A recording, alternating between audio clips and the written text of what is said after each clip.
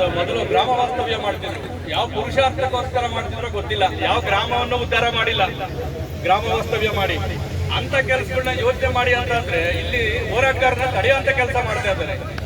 ಯಾಕೆ ಅಂದ್ರೆ ನಾವು ಹೋರಾಟಗಾರನ ತಡೆದ್ರೆ ಅಲ್ಲಿ ಲಂಚ ಭ್ರಷ್ಟತೆನ ಅವ್ರು ಹೆಂಗ್ ಬೇಕಾದ್ರೂ ಮುಂದುವರ್ಸ್ಕೋಬಹುದು ಅಧಿಕಾರಿಗಳ ಮುಖಾಂತರ. ಯಾಕೆಂದ್ರೆ ಅಧಿಕಾರಿಗಳು ಯಾವ ತರ ಬೇಕಾದ್ರೂ ಲಂಚನ ಪಡಿಬಹುದು. ಅದಕ್ಕೆ ಯಾರು ಹೇಳೋರಿರಲ್ಲ ಕೇಳೋರಿರಲ್ಲ. ಇವ್ರಿಗೆ ಅಧಿಕಾರಿಗಳಿಗೆ ಇವರೇ ಸಪೋರ್ಟ್ ಮಾಡ್ತಾ ಇದ್ದಾರೆ ಜಿಲ್ಲಾಧಿಕಾರಿಗಳು. ದಯಮಾಡಿ ಮಾನ್ಯ ಜಿಲ್ಲಾಧಿಕಾರಿಗಳೇ, ನಾವು ಕೊಲೆಗಾರರಲ್ಲ, ದರೋಡೆಕೋರರಲ್ಲ, ಭ್ರಷ್ಟರಲ್ಲ, ಹೋರಾಟಗಾರರು. ನಮ್ಗೆ ಯಾವುದೇ ತರ ಸಂಬಳ ಬರಲ್ಲ, ಯಾರು ಸಂಬಳ ಕೊಡಲ್ಲ ನಮ್ಗೆ.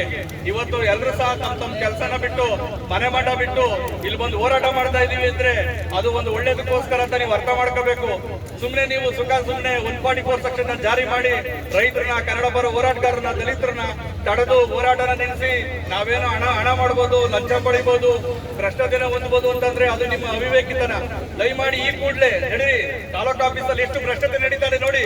ಮತ್ತೆ ಏನು ಹೊರಗಡೆ ಕೈಗಾರಿಕೆಗಳಲ್ಲಿ ಏನ್ ಭ್ರಷ್ಟತೆ ನಡೀತಾ ಇದೆ ಅದನ್ನ ತಡೀರಿ ಮೊದಲು. ಅದನ್ನ ಬಿಟ್ಟು ಸಬ್ರಿಜಿಸ್ಟ್ರಿ ಆಫೀಸಲ್ಲಿ ನಡೀರಿ. ಲಂಚ ಕೊಡಲಿಲ್ಲ ಅಂದ್ರೆ ಇವತ್ತು ಅವನಿಗೆ ರೈತರಿಗೆ ಪಾಣಿ ಮತ್ತೊಂದು ಏನೂ ಸಿಗಲ್ಲ. ಮತ್ತೆ ನಿರ್ದಿಷ್ಟವಾಗಿ ಅವರಿಗೆ ಸರ್ಕಾರ ಯಾವುದೇ ರೀತಿ ಸವಲತ್ತು ಸಿಗಿಲ್ಲ. ಇದನ್ನ ನೀವು ದಯಮಾಡಿ ಮಾಡಬೇಕೇ ಹೊರತು 144 ಸೆಕ್ಷನ್ ಮಾಡಿ ಹೋರಾಟಗಾರರನ್ನ ತಡೆಯುವಂತ ಕೆಲಸ ಮಾಡಬೇಡಿ. ಇದು ಮುಂದುವರೆದ ದಿನಗಳಲ್ಲಿ ನೀವು ಇದೇ ತರ ಮಾಡಿದ್ರೆ ನಮ್ಮ ಕರ್ನಾಟಕ ರಕ್ಷಣಾ ವೇದಿಕೆ ಪ್ರವೀಣ್ ಕುಮಾರ್ ಶೆಟ್ಟಿ ಬಣ ಹಾಗೂ ಎಲ್ಲ ರೈತ